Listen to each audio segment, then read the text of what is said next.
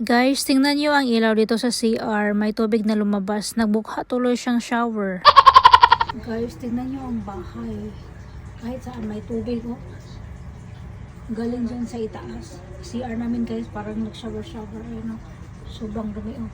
Doon sa kwarto nila sir at madam din. May tubig. Na. Galing dyan sa itaas.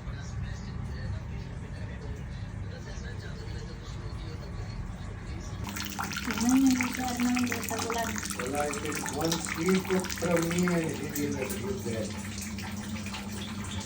At dito din sa kwarto ng mga amo ko sa pinakatago, tingnan nyo meron ding tubig na lumabas dyan sa pader. Ito yung side na pinakita ko sa inyo nung nag-vlog ako na nagtago yung airpod ni Madam dyan ba. Sinabi ko na palaging magbasa dyan ay ayan siya guys, nagbasa na talaga siya. Kaya hindi namin yan malinis masyado dyan dahil meron talagang tubig na umaagas dyan. Umaagas. At dito na side yung nagtago yung airpod ni Madam or Bluetooth ni Madam kasi meron siyang magnet dumikit dyan sa metal na table.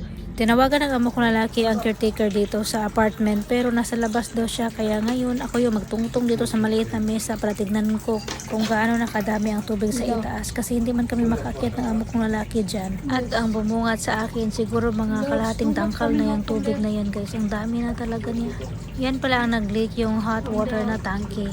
First time kong nakita itong itaas ba kasi tumungtong ako ngayon dito sa may mga maliit na mesa na nilagay namin at dito ko nakita na sobrang dumi pala dito. Grabe naman yung nagtrabaho dito. Hindi man lang nila nilinis, meron pang cellophane. Yung cellophane yun yung cover sa tangke ng hot water ng bagong bili yan. Siguro mga 3 taon na din yan pero hindi nila gabi naman yan, hindi nila gilabay. Nang makita ko ang sitwasyon dito, bumaba kaagad ako at pumunta kami ng amo kong lalaki doon sa tangke namin ng tubig at in-off yung tubig doon para hindi naman dagdagan itong tubig dito sa itaas ba kasi nagbanaw na talaga siya, day. Guys, na-off na namin yung tubig dito sa likod. Pero meron pang konting tubig. Tingnan natin dito siya.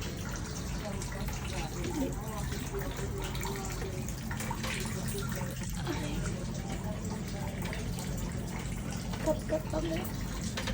Aray. Yun, wala na. Wala na.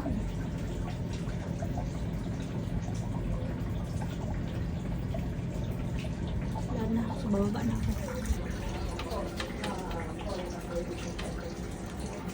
Sakit pa itong tuhod.